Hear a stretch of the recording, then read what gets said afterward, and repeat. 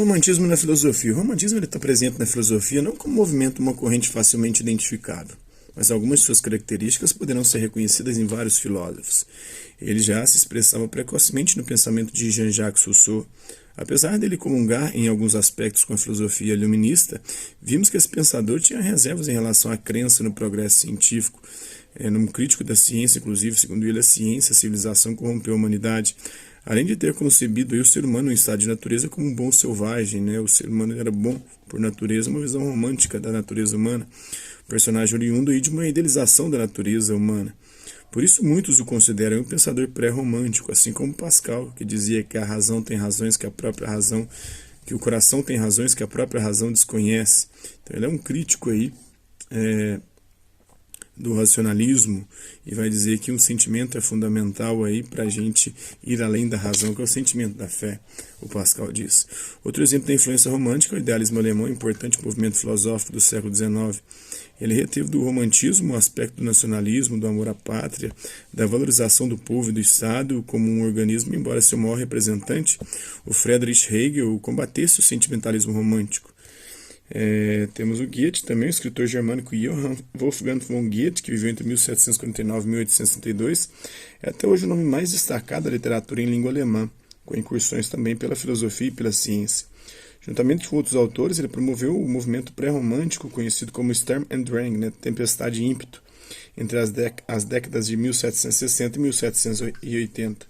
Em sua obra-prima, Fausto, o erudito Fausto, né, sempre satisfeito com o que conhecia, faz um pacto com Mefistófeles, o diabo, o capeta, o demônio, o satanás, o capiroto, o encardido, né, pelo qual vende sua alma em troca da satisfação de seus desejos de conhecimentos e poder. Seria uma metáfora da humanidade da ciência? Vamos falar um pouquinho do positivismo. Paralelamente ao romantismo e opondo-se em boa medida a ele, desenvolveu-se uma doutrina filosófica assentada na confiança no progresso científico com grande penetração em diversas sociedades ocidentais. Foi o positivismo criado por Augusto Comte. Então tem um detalhe aqui do Augusto Comte, né, ele de temperamento intempestivo e sofrendo surtos de depressão psíquica. O filósofo francês viveu um amor platônico por uma mulher casada, Clotilde de Vaux. Ele acabou transformando-a em uma musa inspiradora e santa de sua seita, né, a Nossa Senhora da seita religiosa, a religião da humanidade, né, que fundou no final da vida a denominada religião da humanidade, cujos santos eram os pensadores e os cientistas, como Dante, Shakespeare, Galileu, Adam Smith, Newton. Augusto Comte, que viveu entre 1798 e 1857, nasceu em Montpellier, na França, país que ainda vivia o processo da Revolução Francesa. Desde cedo ele revelou grande capacidade intelectual e memória prodigiosa. Aos 16 anos de idade, ele ingressou na Escola Politécnica de Paris, onde estudou matemática e ciência. Sua doutrina, o positivismo, fundou-se na extrema valorização do método das ciências positivas, baseadas nos fatos concretos e na experiência, ou seja, empíricas, e na recusa das discussões metafísicas. Para Comte, não poderia haver qualquer conhecimento real senão aquele baseado em fatos observáveis. Crítico das filosofias negativas, como as elaboradas por Rousseau e Voltaire, né, e as abstratas, como a teoria kantiana, Comte se propôs, em seu discurso sobre o espírito positivo, a desenvolver uma filosofia positiva, né, não negativa, que não negasse a civilização, que não criticasse, né, que não fosse só formal, né, teórica, abstrata. Isto é, comprometida com a realidade, com aquilo que é concreto, com a utilidade, com a certeza, com a precisão, com a organização e a relatividade do conhecimento científico, que deve seguir sempre se aperfeiçoando. Assim, o termo positivismo, adotado pelo próprio Comte, exprime a diretriz principal da sua filosofia, marcada aí pelo culto da ciência e pela sacralização, tornou sagrado o método científico.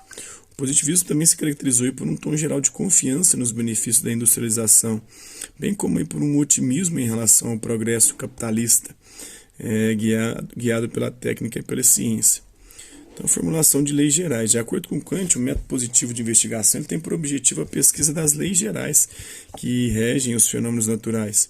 Assim, o positivismo ele diferencia-se do empirismo puro porque não reduz o conhecimento científico apenas aos fatos observados. É na elaboração de leis gerais que reside o grande ideal das ciências. Com base nessas leis, o ser humano seria capaz de prever... Eu vou mandar foto agora. Ok.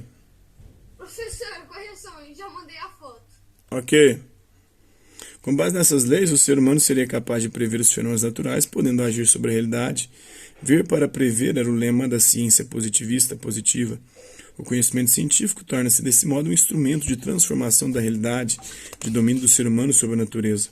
As transformações impulsionadas pela ciência, por sua vez, visariam o progresso. Este, porém, deve estar subordinado à ordem. Temos, então, um novo lema positivista, aplicado à sociedade. Ordem e progresso, inclusive, influenciou o nosso país, indo parar na nossa bandeira, esse lema do positivismo, né? Manifestando-se de modo variado em diversos países ocidentais a partir da segunda metade do século XIX, o positivismo refletiu o entusiasmo pelo progresso trazido com o desenvolvimento tecnológico, industrial, capitalista.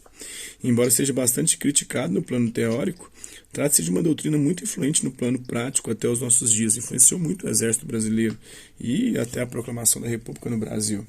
A Lei dos Três Estados, em sua Lei dos Três Estados, o Conte resume sua reflexão sobre a evolução histórica e cultural da humanidade.